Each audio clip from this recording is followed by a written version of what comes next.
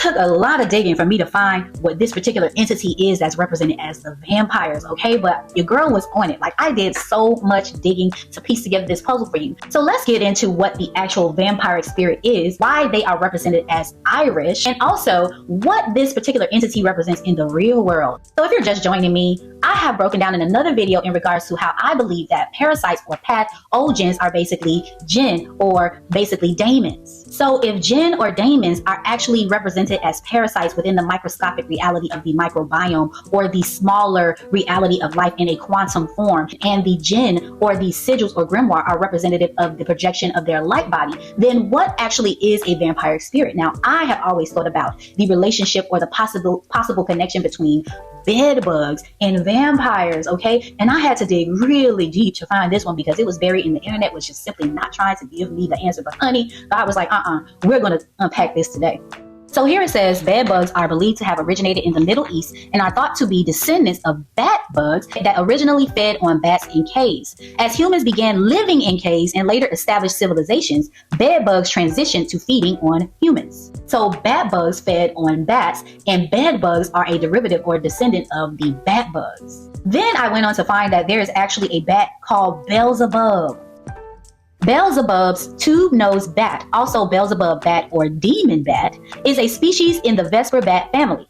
Found in the greater Mekong region of Southeast Asia, specifically in the Quang Tri or Gia Lai provinces of Vietnam, they have tube-shaped nostrils, hence the name, which assist them in their feeding. Now, we all know that Beelzebub is a biblical character, better known as Baal. Let's read on. In theological sources predominantly Christian, Beelzebub is another name for Satan. He is known in demonology as one of the 7 deadly demons or 7 princes of hell, Beelzebub representing gluttony or envy.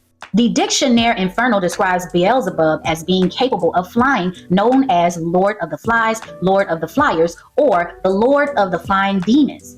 Remember in the film when that vampire started to fly and he landed on her, he jumped up in the air and flew in the air and landed on the victim? Honey, I think we have hit the jackpot here. So here it says, Beelzebub, often referred to as the Lord of the Flies or Prince of the Devils, is a figure with a complex history and meaning. Initially, it was the name of a Philistine god. And remember in the film how it opened up and said that these spirits were called fillies? Spirits from the past and the future. In ancient Ireland, they were called filly. Okay.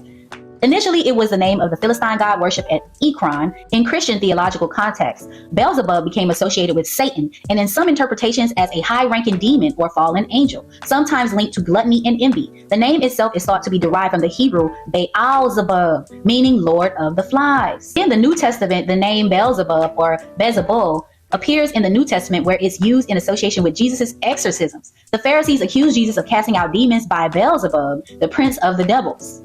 In the Hebrew Bible, the term Baal is used to refer to the Canaanite god and to various local deities worshipped by the Israelites. The Israelites were forbidden to worship Baal, and in the Bible, Baal is portrayed as the rival to the God of Israel, Yahweh.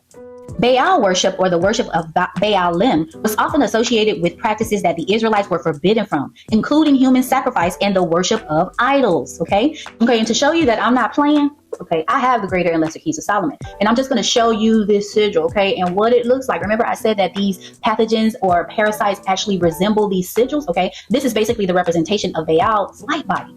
Let me read a little bit from this passage. So Baal, the first principal spirit, is a king ruling in the east called Baal. He maketh thee to go invisible, so he has the ability to cloak. He ruleth over 66 legions of infernal spirits. He appeareth in diverse shapes, meaning he can shapeshift, sometimes like a cat, sometimes like a toad, and sometimes like a man, and sometimes all these forms at once. He speaketh hoarsely. This is his character, which is used to be warned as the layman before him who calleth him forth, or else he will not do thee homage. So basically, a layman is this thing that you put around your neck when you're conjuring these particular demonic spirits, and this is what you do for this particular spirit of Baal, and this is what his characteristics are. Were these entities not shape-shifting in this film? Of course they were. They are basically these blood-sucking parasites that sometimes infest your home, and they get in and they only come out at night, just like a vampire, and they thrive and suck on the blood of humans, which is the carbon dioxide within the blood, okay? So you have this particular light code, which is the representation of these bedbugs or batbug energies called Baal. Where do we have these representations of Baal? Of course, in all industries, and it is also said to be a part of the Scottish Rite of Freemasons. So let's get into that. Also notice how these entities cannot be allowed in unless you invite them in.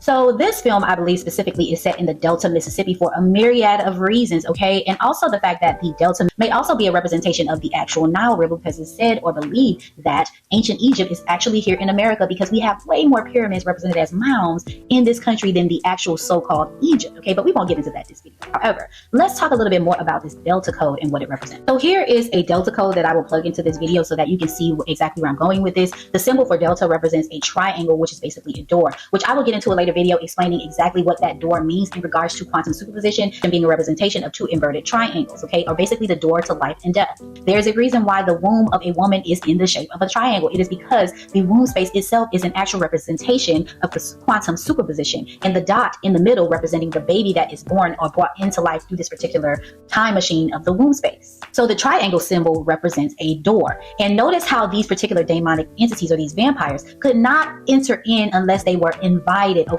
This is a representation of how you have to invite these spirits in using this particular symbology. So the ancient and accepted Scottish Rite of Freemasonry and the name Baal are intertwined in a way that has sparked controversy and discussion.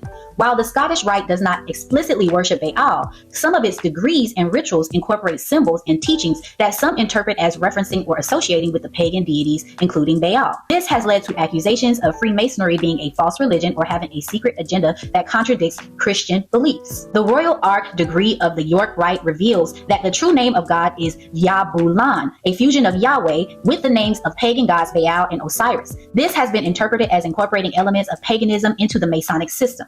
The Scottish Rite's 18th degree Rose Cross reinterprets the cross and its INRI inscription as pagan symbols.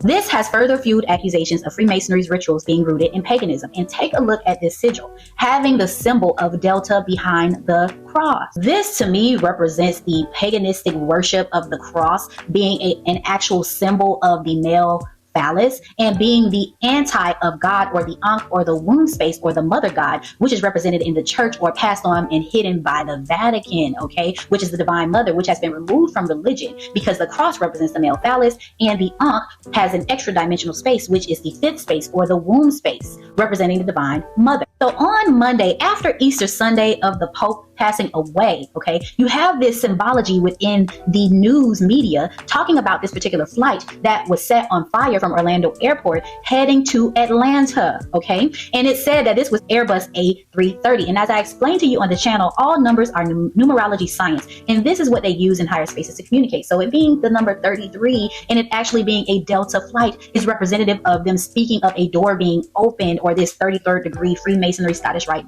door being open. Remember how the Pope went into this door during Christmas time, okay? There are no coincidences here. We're talking about a Christ child being born or the 13th bloodline ascending into this space where we are shutting down the moon machine.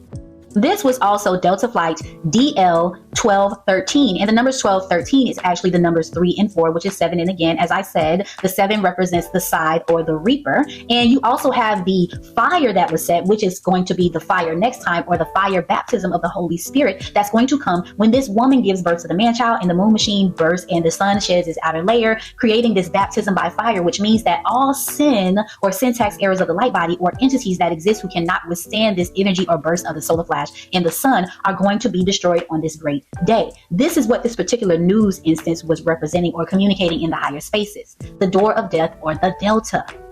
Remember when that Delta flight flipped upside down too? Okay, I didn't forget. So in my opinion, these vampires in the film represent Baal or Beelzebub, these vampiric energies or entities that are seeking to siphon the energies of these individuals who have these spirits or souls that basically want to trap them within certain industries. Now, you can think of this vampiric energy or this blood-sucking energy as any entity represented in like maybe possibly the music industry. And I believe that that particular scene that Ryan Coogler so gracefully put together, showing how music transcends all boundaries and generations, is showing the power that we possess and how these entities or these different industries seek to siphon us. Using the blues as a basis of the raw material in that musical scene was absolutely genius, because it shows how music transcends all boundaries and how you have these people who represent this energy as everyday individuals who are incarnated into this particular reality, and how you have this vampiric energy that seeks to siphon this energy as this entity definitely wanted to control Sammy, okay, or Robert Johnson, so that they can control their creativity and energy, okay, or be a vampiric spirit